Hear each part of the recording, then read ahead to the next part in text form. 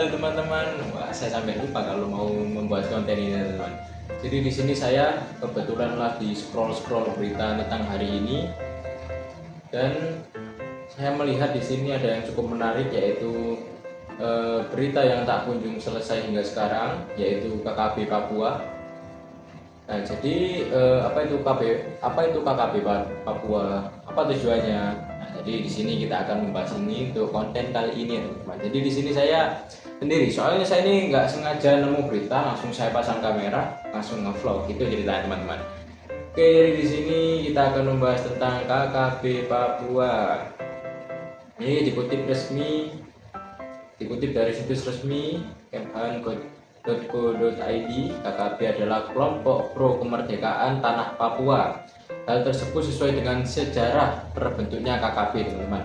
Jadi karena tujuan utamanya adalah ingin melepaskan Papua dari NKRI, teman-teman. Jadi maka kelompok ini dianggap sebagai gerakan separatis yang dapat mengancam keutuhan negara, teman-teman. Ya, jadi kalian tahu sendiri kan ya, ada banyak berita tentang KKB Papua ini dan ya lumayan cukup menghebohkan bagi pemerintahan Indonesia. Soalnya ini kan mengancam keutuhan negara yang seperti saya katakan tadi. Jadi mengapa KKB dapat mengancam integrasi nasional? KKB yang telah ditetapkan sebagai kelompok separatis, teroris, memiliki keinginan memisahkan diri dari Indonesia. Ini kan banyak tentara yang ditahan oleh KKB ini, teman-teman. Nah, jadi ada juga kegiatan-kegiatan yang di luar nalar dilakukan oleh KKB ini, teman-teman. Jadi berupa ancaman teroris itu kan juga termasuk hal-hal yang nggak baik tentunya, teman-teman. Jadi hal ini tentunya mengancam integrasi nasional karena Papua merupakan bagian dari Indonesia, teman-teman. Nah, yang seharusnya tetap bersatu dalam integrasi nasional walaupun memiliki perbedaan dalam beberapa aspek, ya, teman-teman. Oke, jadi kan di sini kan tentang ancaman bagaimana KKB ini mengancam pemerintahan Indonesia. Nah, di sini kan para TNI, para pemerintahan pertahanan Indonesia ini kan turun tangan untuk kejadian KKB ini. Nah, KKB ini juga mempunyai senjata. Nah, jadi senjata KKB ini berasal dari Filipina tentunya, teman-teman. Filipina adalah salah satu jadi pemasok utama senjata api yang digunakan oleh KKB itu berasal dari Filipina.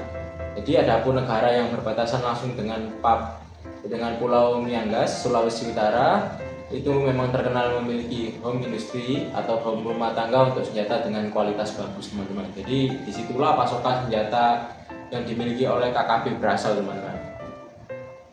Kemudian siapa yang mendanai KKB? Jadi KKB ini pihak pemasok dana itu disebut-sebut berasal dari pemerintahan daerah, bahkan anggota dewan. Nah, tak hanya itu, jual beli senjata api untuk KKB ini juga melibatkan duit yang banyak, teman-teman. Tentunya kan soalnya senjata kan juga senjata yang tidak diedar secara umum gitu kan, teman-teman. Tentunya itu ada hukumnya. Jadi ini melibatkan uang yang cukup banyak, teman-teman.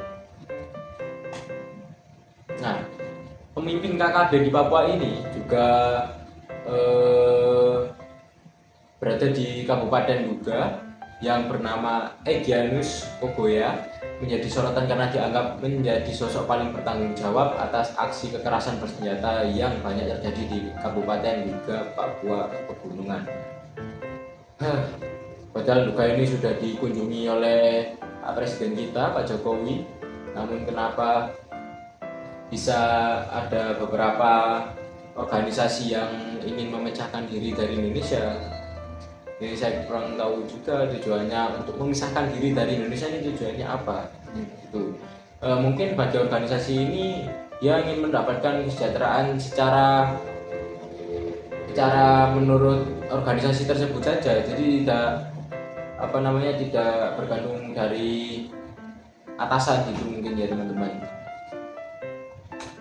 Jadi anggota KKB ini tercatat hanya 150 orang, teman-teman. Selebihnya adalah para simpatisan Imbu Kabag Venom Divisi Humas Polri, Kombes Ahmad Ramadan kepada wartawan di kantor Rabu tanggal 19 Mei tahun 2021. Dia menyatakan seperti itu. Jadi kurang lebih 150 orang yang tercatat anggota militen KKB, teman-teman. Nah, maka dari itu Papua kan sekarang kan dijaga ketat oleh TNI, teman-teman. Tujuan dari itu adalah untuk melindungi dan memberi rasa aman bagi para rakyat Papua dari gangguan dan intimidasi kelompok-kelompok tertentu, serta untuk membantu kesejahteraan masyarakat Papua, teman-teman.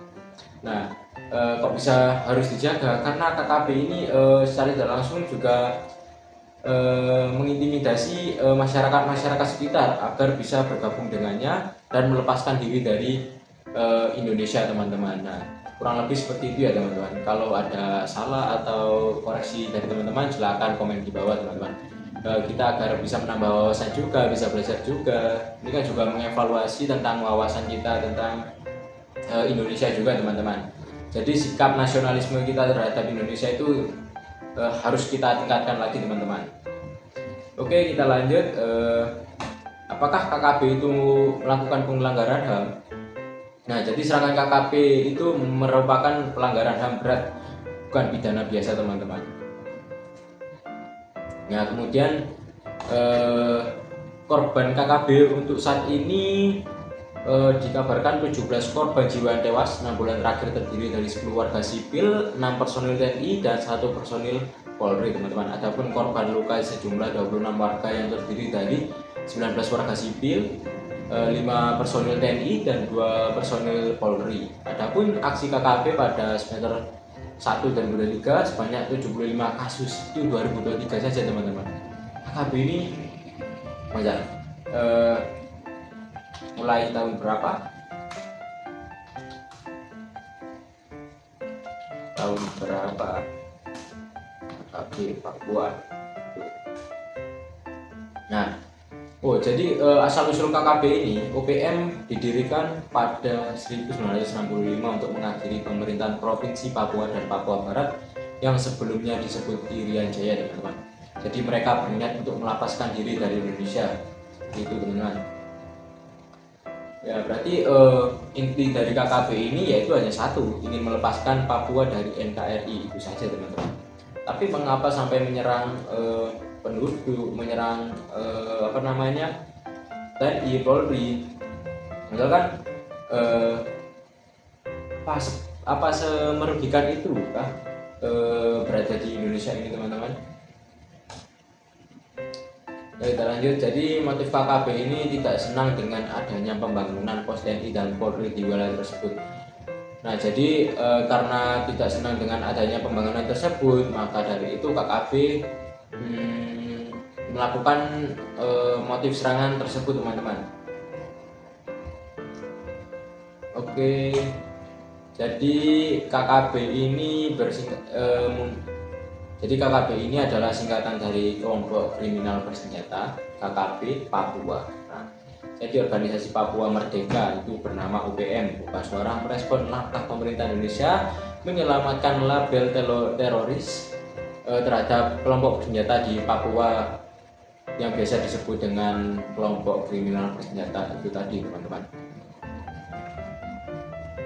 Oke, mungkin cukup untuk beritanya, mungkin sekian saja. Ya, jadi semoga tidak ada lagi yang daerah-daerah lain, apalagi sampai menjulur ke daerah-daerah lain, itu kan sangat merugikan bangsa kita, teman-teman. Nah, jadi insya Allah setelah kita menanamkan jiwa nasionalisme kita sebegitu kuatnya, maka kita tidak akan terpicu oleh kasus-kasus seperti ini ya, teman-teman. Semoga kita dijauhi dengan kasus-kasus seperti ini agar negara kita menjadi negara yang hebat, bermartabat, dan maju tentunya, teman-teman. Oke, saya pamit undur diri. Apabila ada salah kata, saya pamit undur diri. Wassalamualaikum warahmatullahi wabarakatuh, teman-teman.